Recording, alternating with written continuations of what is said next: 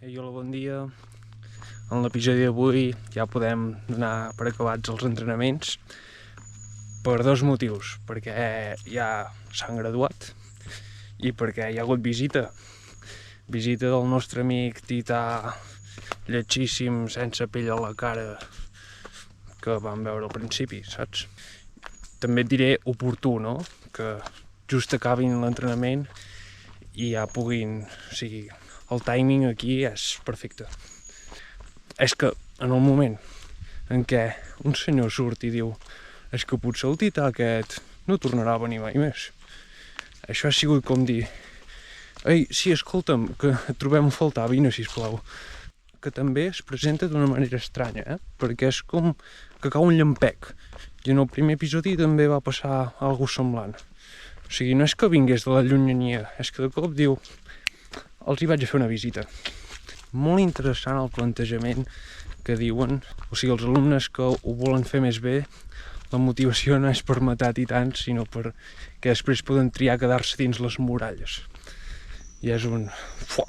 I clar, això a l'Eren li xoca que flipes, perquè, per variar, no ha canviat d'opinió. No, ens ho van recordant, quina és la seva opinió. Cada episodi hi ha almenys un diàleg de l'Eren, mirada intensa, pam. No, encara no me'l sé de memòria, potser me l'han de repetir uns quants cops més. Aparentment, la Sasha fa uns pets que fan molta fressa.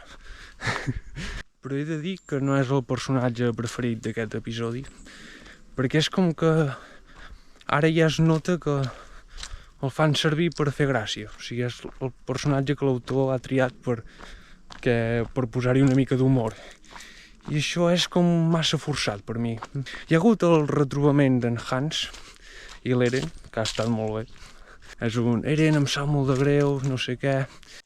No pateixis, no és que fos ningú important per mi, ni que hauria d'haver sigut la teva feina defensar-nos, no, passa res.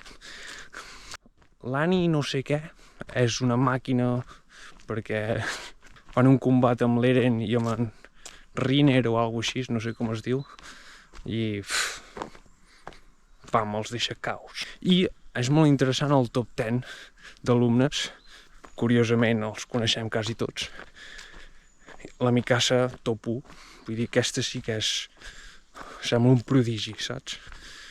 I estic content que l'Eren, que sembla que és com el protagonista, no sigui el prodigi. M'agrada. Doncs fins aquí aquest episodi. No sé si em deixo res, però ens veiem al següent. Adéu!